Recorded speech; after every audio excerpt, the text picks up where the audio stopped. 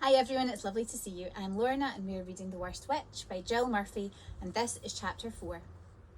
It was the morning of the potion test and the girls were filing into the potion lab, each hoping she had learned the right spell, except for Ethel, who knew everything and never worried about such matters. "Come along, girls, to a cauldron," barked Miss Hardroom. "Today we shall make a laughter potion. No textbooks to be used. Put that book away this instant, Mildred. Work quietly, and when you have finished, you may take a small sip of the mixture to make sure it's correctly made. You may begin." Maud and Mildred were sharing a cauldron, of course, but unfortunately neither of them had learned that particular spell. "I think I can remember it vaguely," whispered Maud. "Bits of it anyway." She began to sort through the ingredients which had been laid out on each workbench.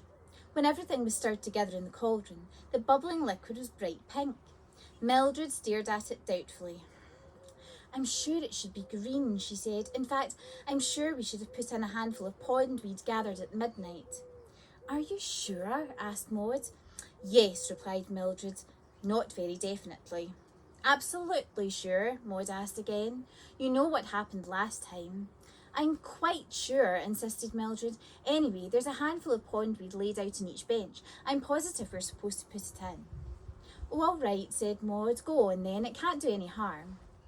Mildred grabbed the pondweed and dropped it into the mixture.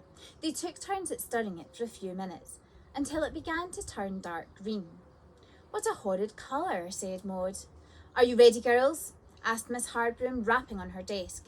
"You should have been ready minutes ago. A laughter potion should be made quickly for use in an emergency." Ethel was still working on the bench in front of Mildred, who stood on tiptoe to sneak a look at the colour of Ethel's potion. To her horror, it was bright pink. "Oh no," Mildred thought, with a sinking feeling. "I wonder what potion we've made." Miss Hardroom banged on the desk again. "We shall now test the potion," she commanded. "Not too much, please. We don't want anyone hysterical." Each pupil took a test tube full of liquid and drank a little. At once, shrieks of laughter rang through the room, especially from Ethel's bench, where they had made the best potion of all and were laughing so much that tears rolled down their cheeks. The only two girls who weren't laughing were Mildred and Maud. "Oh dear," said Maud. "I feel most peculiar. Why aren't we laughing, Mill?"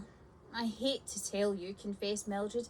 "I think—" But before she had time to say any more, the two girls had disappeared.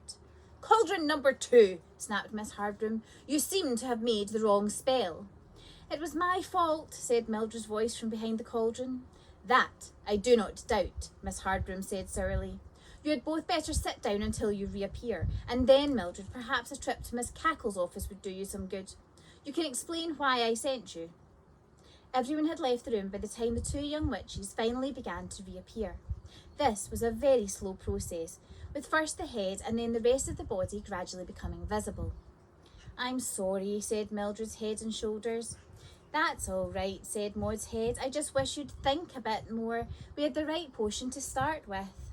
"Sorry," mumbled Mildred again. Then she began to laugh. "Hey, Maud, you do look funny with your head just showing." At once they both began to laugh, and soon they were best friends again.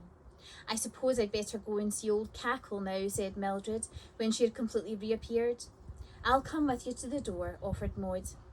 Miss Cackle was small and very fat, with short grey hair and green horn-rimmed glasses which she usually wore pushed up on top of her head. She was the exact opposite of Miss Hardroom, being absent-minded in appearance and rather gentle by nature. The girls were not in the least bit afraid of her, whereas Miss Hardroom could reduce any of them to a miserable heap with just one word. Miss Cackle used a different technique. By always being friendly and pleased to see a pupil in her office, she made them feel embarrassed if they had something unpleasant to tell her, as Mildred nearly always had. Mildred knocked at Miss Cackle's door, hoping she would be out. She wasn't. "Come in," called the familiar voice from inside. Mildred opened the door and went in. Miss Cackle, glasses on her nose for once, was busily writing in a huge register. She looked up and peered over her spectacles. "Ah, Mildred," she said pleasantly, "come and sit down while I finish filling in this register." Mildred closed the door and sat by Miss Cackle's desk. "I wish she wasn't so pleased to see me," she thought. Miss Cackle slammed the register shut and pushed her glasses onto the top of her head. "Now, Mildred, what can I do for you?" Mildred twisted her fingers together. Well, actually, Miss Cackle, she began slowly, Miss Hardroom sent me to see you because I made the wrong potion again. The smile faded from the headmistress's face and she sighed, as if with deep disappointment. Mildred felt about an inch high. Really, Mildred, Miss Cackle said in a tired voice, I have run out of things to say to you. Week after week you come here, sent by every member of staff in the school, and my words just seem to go straight in one ear and out of the other. You will never get the witch's higher certificate if this appalling conduct continues. You must be the worst witch in the entire school. Whenever there's any trouble, you are nearly always to be found at the bottom of it, and it's just not good enough, my dear. Now, what have you to say for yourself this time? I don't really know, Miss Cackle, Mildred said humbly. Everything I do just seems to go wrong, that's all. I don't mean to do it. Well, that's no excuse, is it, said Miss Cackle. Everyone else manages to live without causing an uproar wherever they go. You must pull yourself together, Mildred. I don't want to hear any more bad reports about you. Do you understand? Yes, Miss Cackle, said Mildred, in as sorry a voice as she could manage. Run along then, said the headmistress, and remember what I've said to you.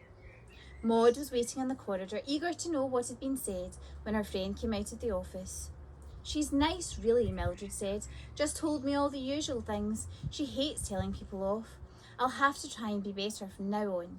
Come on, let's go and give the kittens another broomstick lesson. Join me for chapter 5.